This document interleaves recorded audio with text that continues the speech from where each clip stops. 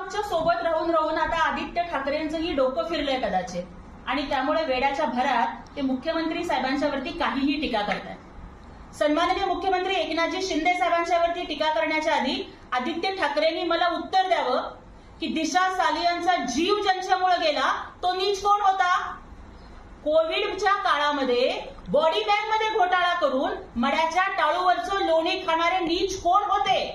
कोविडच्या रुग्णांना देण्यात येणारी खिचडी सुद्धा खाणारे नीच कोण होते?